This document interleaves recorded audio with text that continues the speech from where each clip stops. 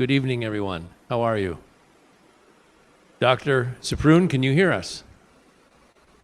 Yes, I can hear you. Can you hear me? Let's all big round of applause that she can hear. Thank you. Yes, we are here. There is a slight lag, as you'll notice, but we can see you great, and we're looking at your bookshelf as we've all become accustomed to do for the last year. We see that you're a George Martin fan. That's great. Yes, we are. Wow. My friend Benjamin Bush is here as well, Dr. Suprun. For those of you who don't know, Ben is a former board member of NWS. And Ben, you've just returned from Ukraine, and we want to talk about that in just a moment. But first, Dr. Suprun, we'd like to start with you. It's 2 o'clock in the morning where you're at right now in Ukraine. If you were to walk outside and look around, what would you see right now? First of all, I want to thank you for having me. It's 2:30 in the morning, or 2:51, as it's a little bit later than 2:30, and I can't walk outside because there's a curfew, and civilians are not allowed outside onto the streets between 9 p.m. and 6 a.m. in the morning. What I would see, or I can see out my window, we have blinds up so that we have blackouts on our windows. But what I would see is completely darkened streets with no people on them. I would see block posts or checkpoints every few hundred yards because we live relatively close to where the government, most of the government institutions are, and there's quite a bit of military presence here. However, what I don't hear and I don't see as much as I had been are air raid sirens, and I don't hear the explosions anymore because in the last week, around last Thursday, the Ukrainian military was able to liberate quite a bit of territory around Kyiv and Kyiv Oblast, and the Russian military has now gone back into Belarus, and they are going, from what we're being told, is that they're going to be concentrating more in the east and the south. So for us in Kyiv, it's gotten a little bit quieter and a little bit safer, and some people are starting to return as well. I also heard that some of the embassies are starting to come back, which is a very hopeful sign. And we had some very special guests today visiting our president. The presidents of Poland, Lithuania, Estonia, and Latvia were all together with President Zelensky here in Kyiv to show their support. We really do see and feel and hear the support from all of the world. The speakers who spoke before us, before I'm speaking, what they're saying, the amount of outpouring of support, of help, aid, humanitarian aid is really overwhelming.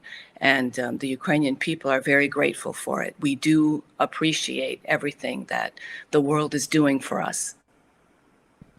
Well, thank you for that. And I know if you could see us, we're all gathered in this room, a packed room, wanting to know. Well, you and I talked yesterday just for a moment, and I said, it was a rhetorical question. Why should we care? And it was a rhetorical question. I know that answer. But you gave an astonishing answer to me because you know Traverse City. Do you remember what you said to me in that answer? You know this area well. Yes, I know Traverse City quite well. I was born in Michigan, and we used to travel to Traverse City for vacation with my family when I was growing up. And my brother's sister-in-law and her husband are actually live in Traverse City. It's Vera and Brian Fisher. So I visited Traverse City quite a number of times, including my brother has a condominium there at the golf resort. So what I can do perhaps is give you an example of somebody who's been to your city and compare it to something that's going on here in Ukraine. Well, Traverse City has a population of about 15,500 people. That's the same population of a city called Borodyanka. It's one of the cities that you've seen that has been completely destroyed. So imagine that you're sitting at home, and on February 24th, you wake up in the morning, and all of a sudden there's explosions, there's air raid sirens, and the next day a foreign army rolls into your town in tanks, takes over your town, and you're under occupation for a full month. When they finally leave, what you find is devastation. 50% of the buildings are destroyed. People's homes are destroyed. Half the people have left your town. There's hundreds of people that are dead, lying in mass graves. And this is something that could happen in a European country in the 21st century. It's a horrific, horrific thing. And what's really scary about it, it couldn't be stopped. And I think that's something that we need to learn the most about. Listening to the first speakers, I noticed that much of what was talked about was being told from the Russian point of view. Why did Russia invade? What is Russia going to do? What is with the Russian people? And why do they care or do they not care? Well, I think that maybe we should refocus and look at the Ukrainian people. Yes, there are refugees.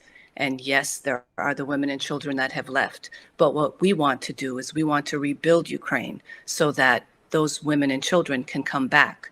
Half of the children of Ukraine have left as refugees or are displaced. That's 12 million people, of which 6 million are children. And we need to bring them back, and we need to bring them back safely.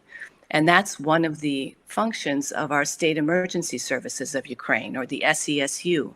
What they do is they're firefighters, they're rescuers, but they also take care of demining.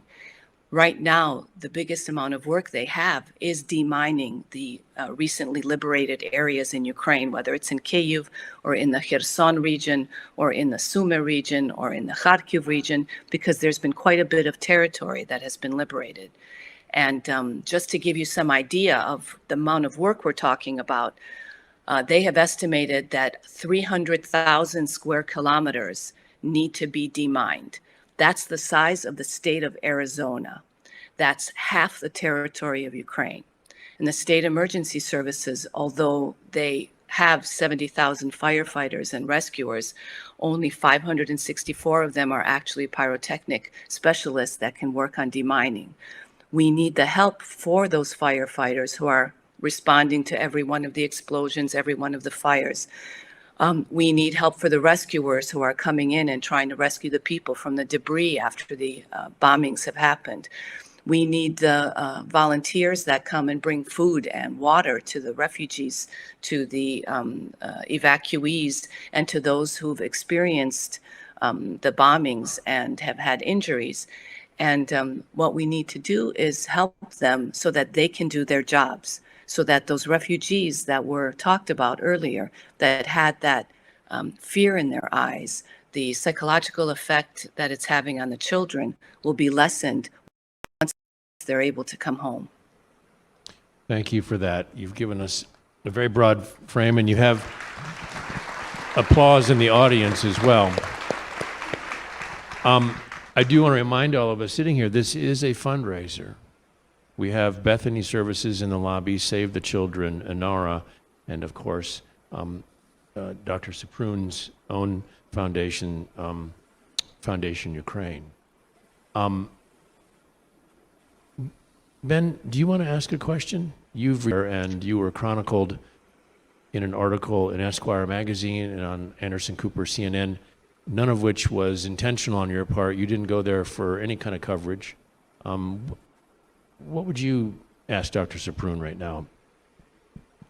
Doctor, thank you so much for joining us. And biggest question, because I was in Lviv, which is a kind of a pivotal city for both refugees leaving and, of course, supplies coming in from both Slovakia and Poland. What has been the most effective pathway for donations to get to you directly? Is there now a system in place through the infrastructure in Ukraine and the volunteers that gets you critical supplies that you'd like to tell all of us about? Is there a conduit for that at this point? And is there a critical supply that, no matter how much is pouring into Ukraine right now, is still based on where you are and in the newly liberated cities especially, where we have so many injuries? The supply chain has been organized quite well. There's been some delays because the Russians bombed the train tracks, and there's only one set of train tracks that can accommodate the trains that bring in most of the supplies back and forth. There are some trucks that travel on the highways, and now that the pathway has been cleared because the Ukrainian military has cleared out the Russian military from central Ukraine, it's much easier to get the supplies at least area of central Ukraine. Kharkiv, which is one of the cities that has been under attack from almost the very first day. Very many people, very many buildings have been bombed. A lot of people have been injured and have died, but there is a way into the city, and so that they're getting supplies. The biggest problem we have now is that there is no access to the city of Mariupol, which is on the Azov Sea. That city has been besieged, under siege, surrounded, and almost completely destroyed by the Russian military at this point. There's very little access there. It's very hard to get in and out. Even most recently, there were a couple of helicopters that went in to try to evacuate people, and one of them was shot down, and the people in the helicopter were taken prison. So it's those areas that are having the most difficult times. What's needed most, and this is something that is perhaps not quite what you would expect, but today, President Zelensky said something that just very resonated with me, and it's that freedom should be armed better than tyranny. And at this point, Ukraine is not armed better than tyranny. So what is needed is more support from the American public to put pressure on their government, on your government, to send those weapons that are needed to keep Ukrainians safe in the cities.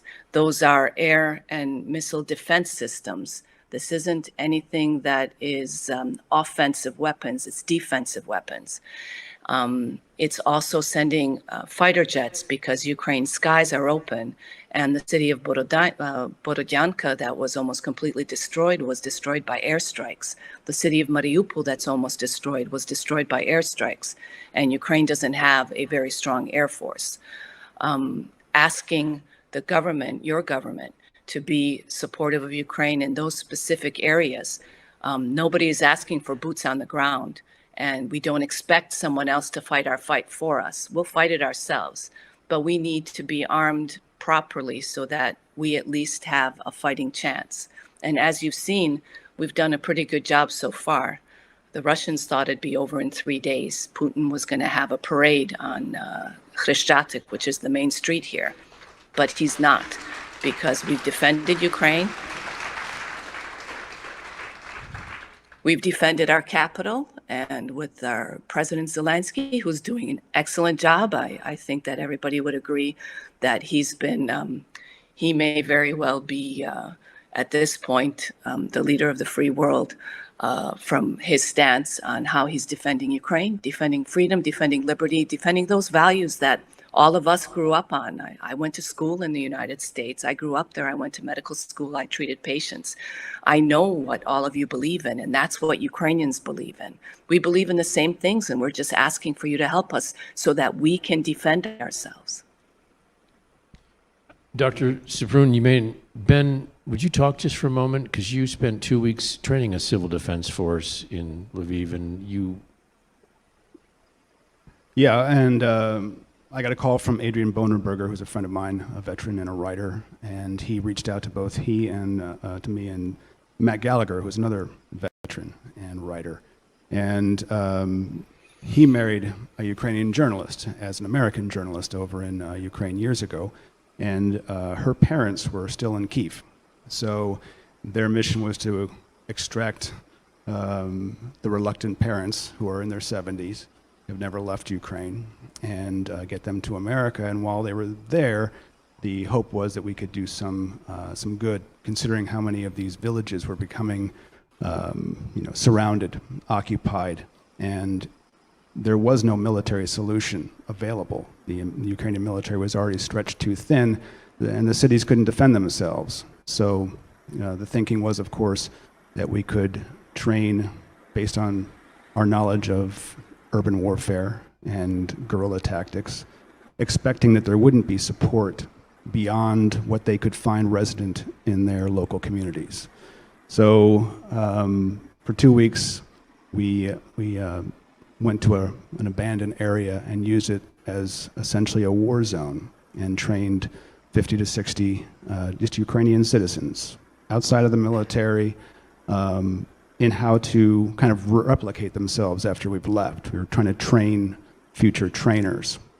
And we'd already seen what the Russians had done, and we'd seen what had been effective despite being outclassed in terms of available technology and weaponry. So that was our mission, and that's where we spent our time for those 2 weeks. And they were just, 23-year-old IT recruiters, lawyers, welders, construction workers, and I mean, it was an amazing experience to see people so singularly focused on defending their home when a war was already living in their country. And they could never expect that it wouldn't come any closer. There was no sign at the time that Russia was going to back out. So we did it kind of in secret in an area in Lviv, which is a relatively safe city at the time to the far west. It wasn't until just about before we left that they started hitting certain strategic targets there with cruise missiles. But every night, we'd gather in the stairway because of the air raids. You just never knew. And considering the damage that Russia was doing at the time, anything was unpredictable. So that was our mission at the time. So you're really echoing Dr. Suprun's, you were impressed by, we look out in the audience here and we all kind of wonder, what would we be able to pick up a gun and learn how to run across the field? And every day, that's interesting. Dr. Suprun would say that because at the end of every training day, I would look out at our trainees who were, riveted on trying to figure out how to negotiate a war as just regular citizens. And I would say, okay, when you go home to your apartments, to your homes, fight your way back. Treat your city as a castle. Every single alley, every single sidewalk, every single back entrance. Imagine if you had to defend it and retrograde. Imagine if you had to buy time for your families to get out. Imagine walking down your street in a completely different way. And it's kind of like what the doctor just said about Traverse City. Imagine what it was like. But they actually kind of diagrammed their own neighborhoods as if they had to fight their neighborhood, as if vehicles were rolling down, troops were moving through. And I mean, it's an astonishing feeling, and to allow your imagination to do that. If you go home tonight, you don't have that concern. It's unlikely anyone here will ever have to worry about that. I fought my way through Ramadi, so I know both sides of occupation and combat and defense. And that was what we tried to give to them, was the knowledge of turning every building into a fortress and being willing to give them up to buy yourself time. Given that, Dr. Suprun, what can we do sitting here? Well, first of all, I want to stop. Is that your lived experience when you go home? I mean, how do you now see your city differently? Put us in your shoes as you go about your daily life now for the past 6 weeks. I had either the fortune or misfortune, I don't know what to call it, because it prepared me for this. We lived about 10 blocks away from the World Trade Center, and we were there on September 11th when America was attacked. Our neighborhood had been closed down for about 7 or 8 months while the rest of New York returned to normal, because they were still putting out fires. Firemen were working and the rescue workers were working for a very long time there. So I had a little bit more experience with something similar to what was happening here, because we have felt that attack. What is it like here? It is very similar to what was already described. You're very cognizant of who's walking around you. You're very careful about when you open the door and you walk in or you walk out. If you have cameras, like we have a camera that points out to our front door.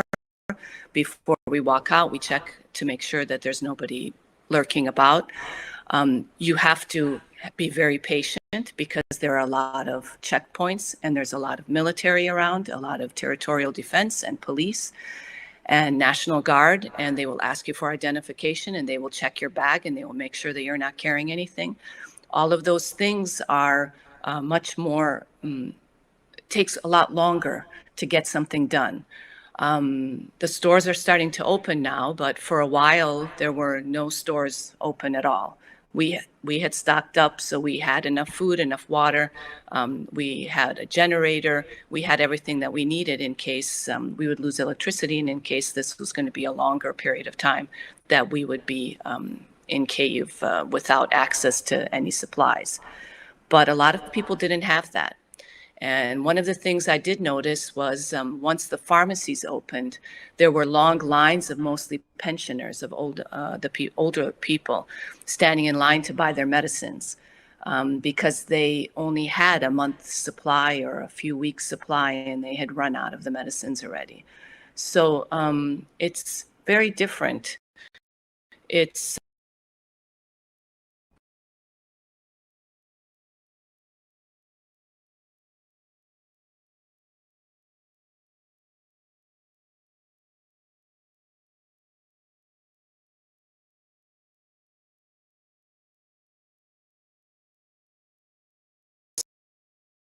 turning yourself on and turning yourself off. So as military personnel go into a conflict zone where there might be danger, they turn themselves on. And that means that you're at a very high level of attention. It's a very high stress level, and you're very aware of your surroundings. Once you leave that area, you can turn yourself off. And that's when your brain can clear itself out and you can relax. And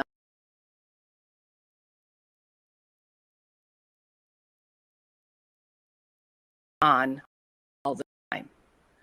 And that's very hard on both your physical system as well as on mental health and psychologically. So you will have greater outpouring of emotion when you see somebody you haven't seen in a while, or somebody comes back, from Lviv or from somewhere, some other city, and they returned, like our coworkers returned from other cities. When they came back, there's this huge outpouring of emotion that you wouldn't normally have if you just hadn't seen them for a couple of weeks. And all of those things. Tell us in that regard what Foundation Ukraine does. So Foundation Ukraine, a little bit of a backstory. My husband and I have been here since the Revolution of Dignity, and we took part in that. And when the Russian military invaded Crimea and annexed it and then invaded eastern Ukraine, we wanted to help in some way. And through the Ukrainian World Congress, we created an organization that provided tactical medical training, combat lifesaver courses, first aid kits, long-range patrol medic courses, which are like combat medic courses, and trauma courses for physicians for the Ukrainian military and for the civilian hospitals that were taking in the Ukrainian military and civilian injured. That system of tactical medicine had not existed in the Ukrainian military because it was very similar to the Soviet system. It had not changed. Now the Ukrainian military has a much better system. They're better equipped, they're better trained, they have the medical equipment. I mean, we can still always give them more, but we saw that that was something that was needed. What we did see was that there was the Russian military is deliberately targeting civilian infrastructure, whether it's residential buildings or hospitals or schools. We see that it's the state emergency services or the firemen and the first responders that are really having a tremendous amount of work that they normally wouldn't have. Just today, I had a meeting with them, and they said that they've had 16,000 events at the beginning of the war. That's about 325 a day, but it's not 325 a day all over the country. It's 2,000 in one city and maybe 50 in the city in, say, Lviv. There's much less of a problem. They're doing a remarkable job, but unless you're a fireman, a firefighter, or a first responder, you may not realize that their uniforms don't last forever. They need to change them constantly. Their fire hoses break down. About 25 of their fire stations have been destroyed. Another 15 are under occupation. There's actually already been 29 of them killed in the line of duty, whether explosions, unexploded ordnance, or they were shot, or they died in the line of duty. And just to give you a comparison, I looked up in Michigan how many firefighters die on average in a year, and it's on average 3. And in Ukraine, in 49 days, 29 firefighters and rescue workers have already lost their lives. They need personal protective equipment. They need uniforms. They need demining equipment. And one of the things that you've probably heard lately, and that in Mariupol, there's a suspicion that chemical weapons have already been used. And the State Emergency Service would be the ones responding to any kind of chemical attack on civilians. So they need the personal protective equipment and training for CBRN, or chemical, radiological, biological, or nuclear events that may happen. All of these things are put together in a program that we're cooperating with the state emergency services. We're finding the proper trainers, we're finding the equipment, and then we're also finding communities that want to donate used equipment, say fire trucks or hoses or other things that they may be able to donate. As I said, right now, the largest amount of work they have in the liberated areas is demining, and also cleaning up the debris so that rebuilding can be done or people can come back to their homes. The people in Borodyanka, in this town that's the same size as Traverse City, are told that they can't come home until the end of May. And that's because that's how much demining has to be done.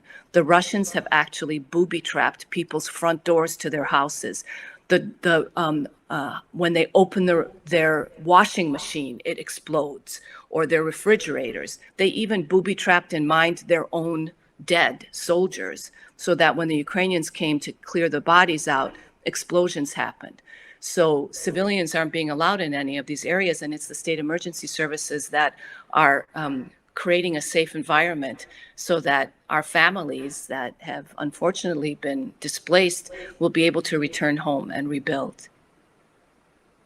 Thank you for that. I just want to remind everyone in the lobby that that is Foundation Ukraine. There is a table for that, for ANARA as well, for Bethany Services, and for Save the Children. And that's why we're here tonight. It sounds to me like every dollar I put into what you've just discovered would go right to addressing those challenges, which are astounding. Ben, yes, go what's ahead. really great about it is that we work directly with the state emergency services of Ukraine. So they give us what their needs are. We find it, buy the equipment, and give it right to them. So there isn't a lot of middleman involved, because sometimes if you don't know what they need, or if you're collecting things that you think they need rather than you may bring in equipment that's not necessary. And they're telling us right now, specifically at this moment, what it is that they're needing to make the liberated areas safe for the Ukrainian families coming home.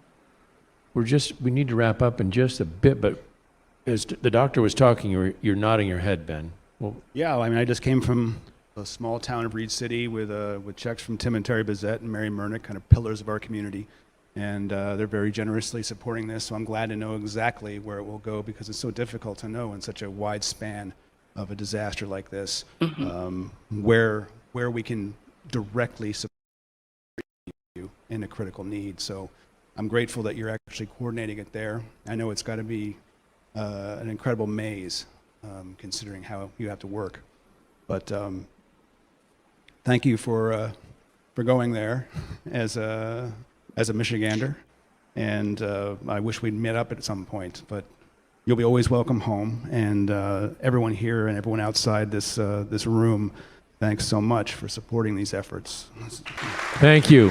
Dr. Suprun. Slava Ukraini. Thank you for being with us tonight. Слава Україні, героям слава. Yes. Good night, everyone. This ends our portion of the evening, and we will see you in the lobby afterwards. Great.